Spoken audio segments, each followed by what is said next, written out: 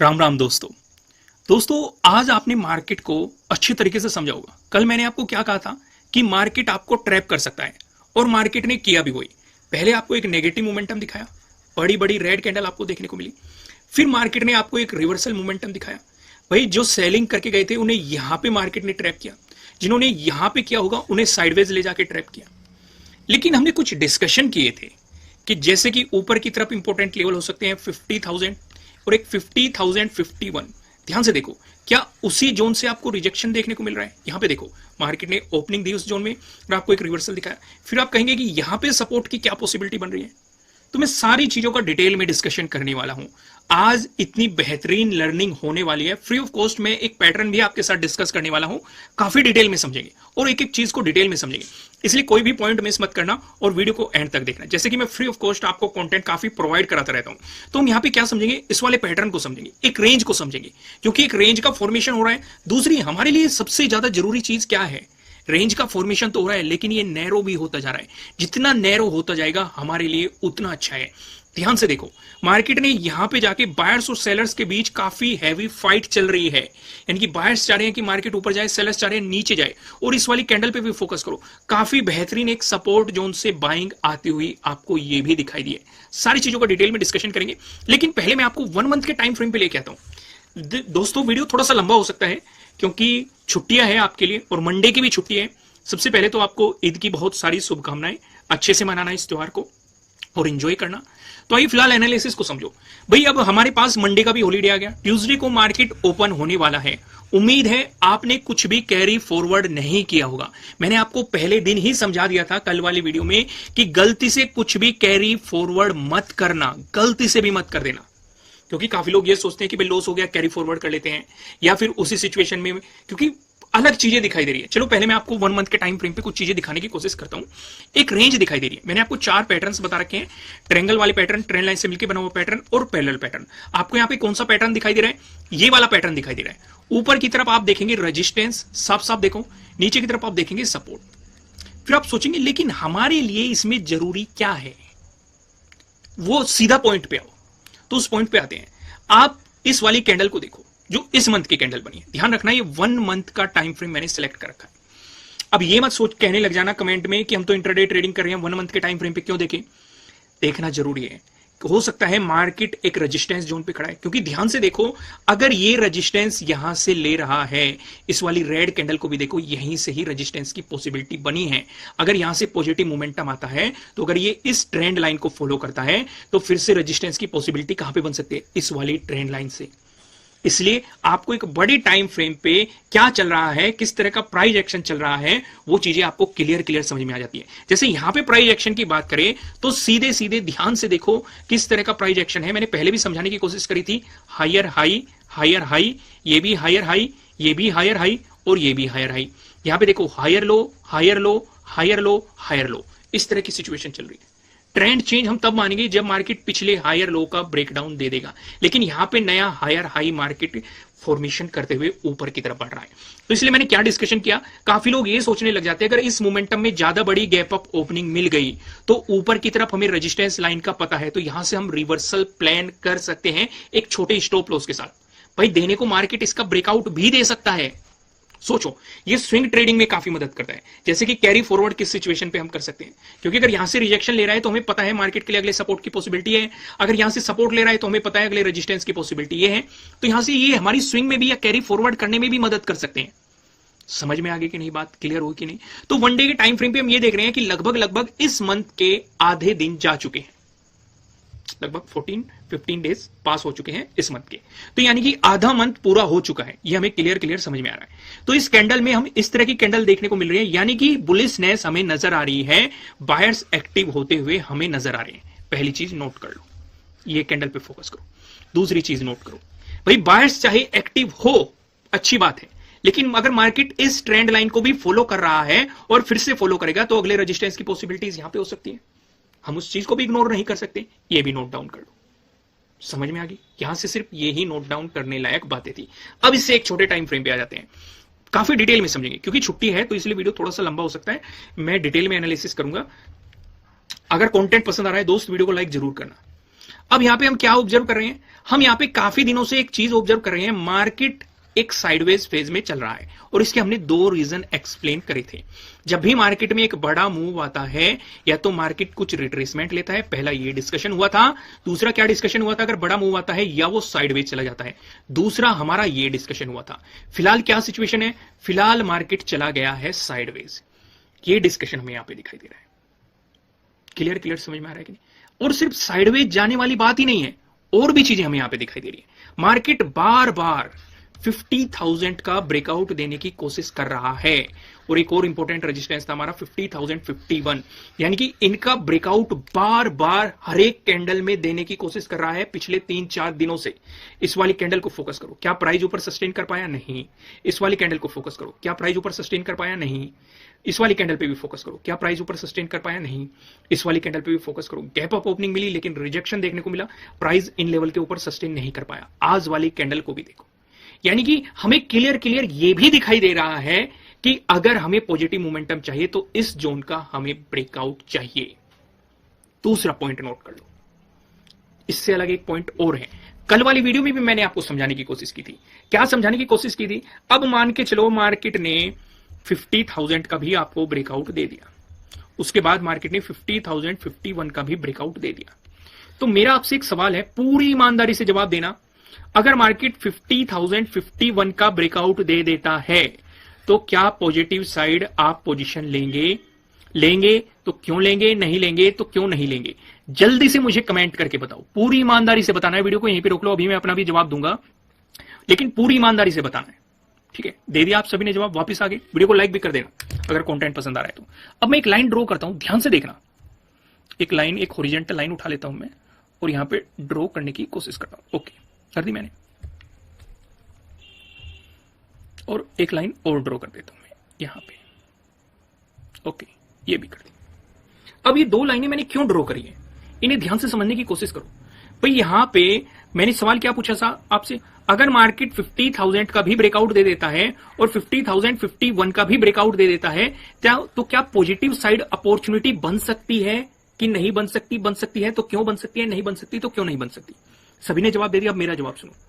यहां तक हम ये देख रहे हैं कि इस वाली कैंडल में इस जोन से सेलिंग आई है, इस वाली कैंडल में भी इस जोन से सेलिंग आई है, रेड वाली कैंडल को भी देखो, इस एरिया से यहां पे सेलिंग आई है, यानी कि ऊपर की तरफ ये हमारे लिए एक इंपॉर्टेंट रेजिस्टेंस है, यानी कि 50,268।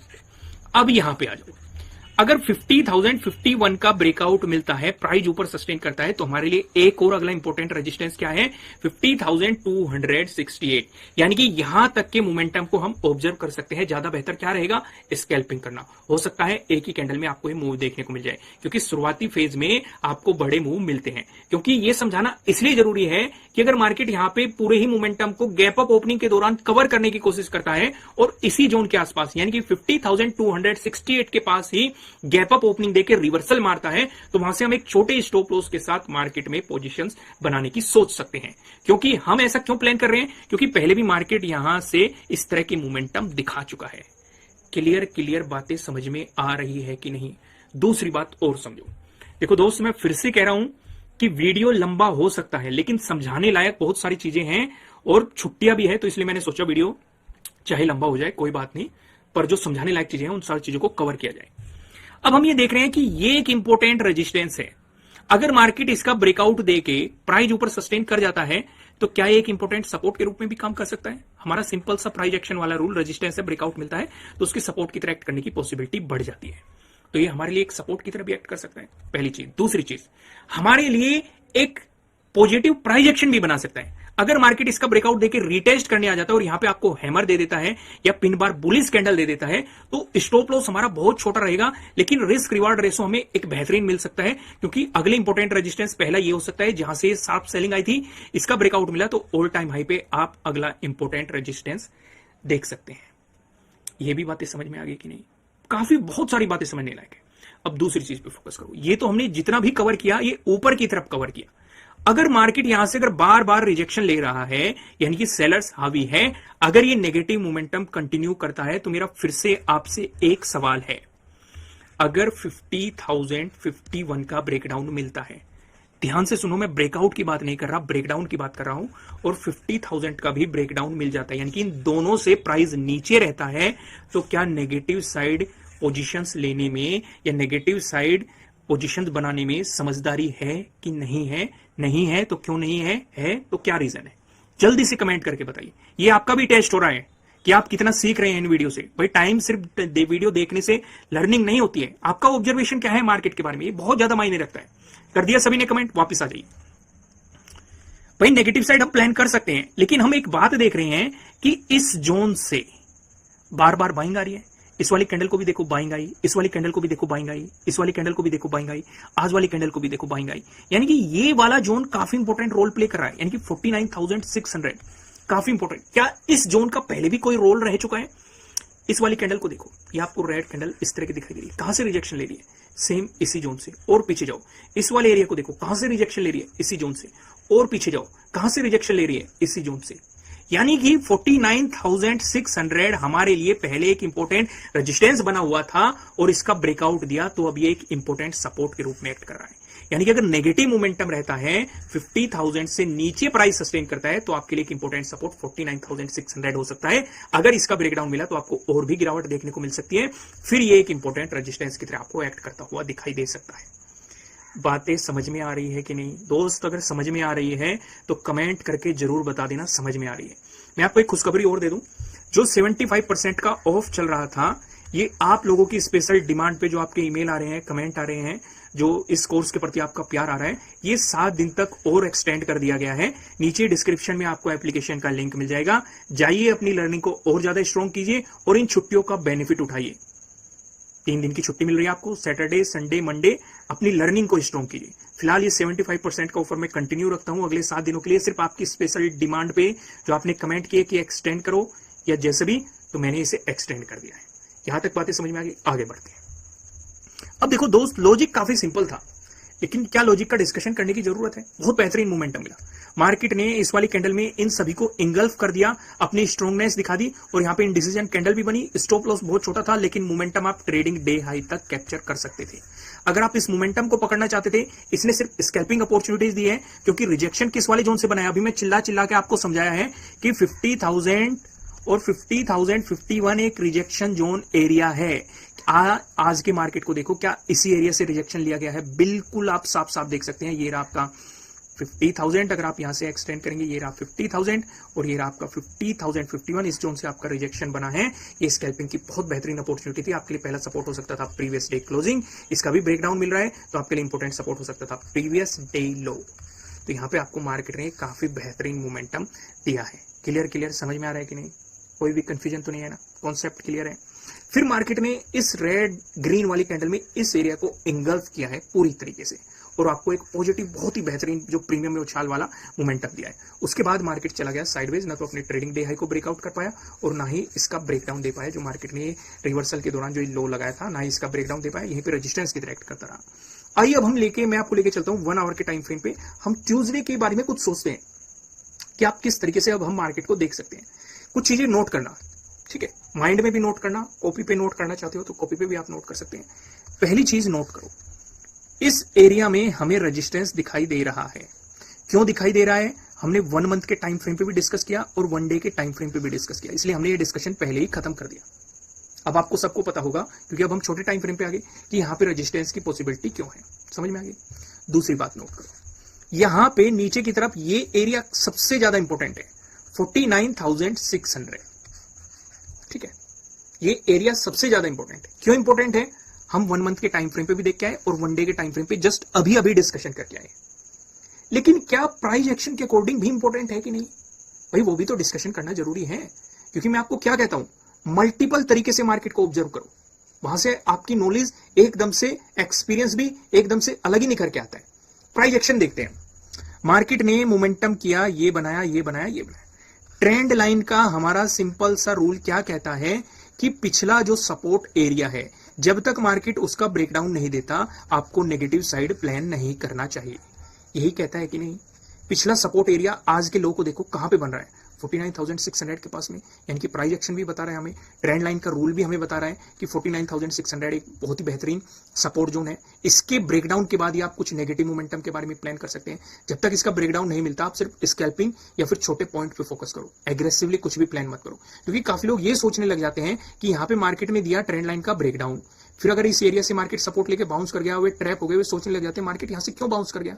लेकिन आप वीडियो देख रहे हैं, आपको पता है कि हम वन डे के टाइम फ्रेम पे देख के आए हैं कि 49,600 एक इंपॉर्टेंट सपोर्ट की पॉसिबिलिटीज हो सकती है। अब इसका गलत मतलब मत निकाल लेना कि कभी आप यहां पे आके बाइंग करने लग जाओ कि इसका तो ब्रेकडाउन मिल ही नहीं सकता, मार्केट सपोर्ट लेके बाउंस कर जाएगा। इसका मतलब ये नहीं होता। इसका मतलब ये होता है कि अगर मार्केट में आप किसी पोजीशन में बैठे हुए हो और यहां पे मार्केट टाइम स्पेंड करने लग जाए या बाउंस करने लगा है, तो उस पोजीशन को एग्जिट करो, या फिर अगर मार्केट फ्लो में इसका ब्रेकडाउन दे रहा है तो अपने स्टॉप लॉस को ट्रेल करके यहां पे डालो और मोमेंटम को कैप्चर करने की कोशिश करो, क्योंकि हो सकता है मार्केट से रिटेस्ट करनी है। तो हर चीज का अलग मतलब होता है, पहले उसे अच्छे तरीके से सीखो, समझो और उसी के अकॉर्डिंग चीजें प्लान करो। यहां तक समझ में आ गया? तो मैं क्लियर ये बातें क्लियर हो गई कि हमें, चलो मैं एक बार फिबोनाची भी ड्रॉ कर लेता हूं, सारी चीजों का एक साथ ही डिस्कशन हम यहां पे कर लेंगे। ठीक है, एक और चीजें वही है, एक दो पॉइंट का ही आपको डिफरेंस मिलेगा, नहीं तो बाकी चीजें वही है जो मैं अभी लाइनें ड्रॉ करूंगा। जब तक मैं लाइनें ड्रॉ करता हूं तब तक आप वीडियो को लाइक करके आइए और अच्छे अच्छे अपने प्यारे प्यारे कमेंट भी करके आइए। नए हो सब्सक्राइब भी कीजिए, बेल आइकन भी प्रेस कीजिए। जल्दी जाइए आगे वापस। आइए अब समझने की कोशिश करते हैं चीजों को, क्या सिचुएशन हमें दिखाई दे रही है। अगर मार्केट फ्लैट ओपन होकर आपको पॉजिटिव मोमेंटम दिखाता है तो हमें क्या दिखाई दे रहा है कि 50,000 का ब्रेकआउट प्लस 50,051 का अगर हमें ब्रेकआउट मिलता है तो आप ऊपर की तरफ प्लान कर सकते हैं, लेकिन ज्यादा बड़ा नहीं। कहां तक? हम अभी देख के आए थे 50,268 तक। क्यों? रीजन हमने शुरुआत में ही वीडियो के एक्सप्लेन कर दिया था। इसका ब्रेकआउट मिलता है तो मोमेंटम आपको और भी पॉजिटिव मार्केट में देखने को मिल सकता है। फिर अगला इंपॉर्टेंट एरिया आपके लिए ये वाली जहां से शार्प सेलिंग आई है, इसका ब्रेकआउट मिलता है तो ऑल टाइम हाई आपके लिए अगले इंपॉर्टेंट रेजिस्टेंस के रूप में दिखाई दे सकते हैं। बीच में एक और है 51,000 का राउंड लेवल। राउंड लेवल पे खासकर नजर होनी चाहिए आपकी। यहां तक क्लियरिटी मिल गई। लेकिन अगर मार्केट फ्लैट ओपन होकर आपको नेगेटिव मोमेंटम दिखाता है, उस चीजों में आप क्या करेंगे? नेगेटिव मोमेंटम में यहां तक सिर्फ छोटे पॉइंट पे फोकस करेंगे 49,600 तक। क्यों? वो भी हम डिटेल में डिस्कशन कर चुके हैं, प्राइस एक्शन को भी डिटेल में समझ चुके हैं। तो अगर इसका ब्रेकडाउन मिलता है, भाई मैंने आपको 4 पैटर्न बता रखे हैं ना, ट्रायंगल वाले पैटर्न, ट्रेंड लाइन से मिलकर बना हुआ पैटर्न, पैरेलल पैटर्न। कौन सा पैटर्न यहां पे दिखाई दे रहा है? ये वाला पैटर्न। ऊपर की तरफ आप देखेंगे रेजिस्टेंस, नीचे की तरफ आप देखेंगे सपोर्ट। ये सिचुएशन नजर आ रही है। अगर इसका ब्रेकडाउन मिला तो ये एक इंपॉर्टेंट सपोर्ट एरिया है हमारे लिए। अगर इसका भी ब्रेकडाउन मिल गया फिर 0.236 यानी कि 49,276 के अराउंड आपके लिए अगले सपोर्ट की पॉसिबिलिटीज हो सकती है। यहां तक क्लियरिटी मिल गई। अब समझो गैप अप ओपनिंग के सिनेरियो को। दोस्तों इसका डिस्कशन करने से पहले मैं आपको ये बता दूं, ये आपके लिए किसी भी तरह का ना तो कोई बाय रिकमेंडेशन है, ना ही कोई सेलिंग रिकमेंडेशन है। ये जस्ट एजुकेशनल पर्पस से बनाई गई एनालिसिस वीडियो है। इन्वेस्ट करने से पहले आपको अपनी रिसर्च करनी है, अपने इन्वेस्टर की सलाह लेनी है, क्योंकि प्रॉफिट भी आपका होने वाला है, लॉस की जिम्मेदारी भी आपको अपने आप लेनी है।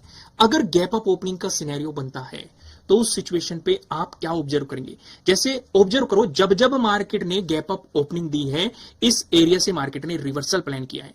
चाहे आज वाला देख लो या फिर उससे पहले वाला देख लो। समझ में आ गई बात?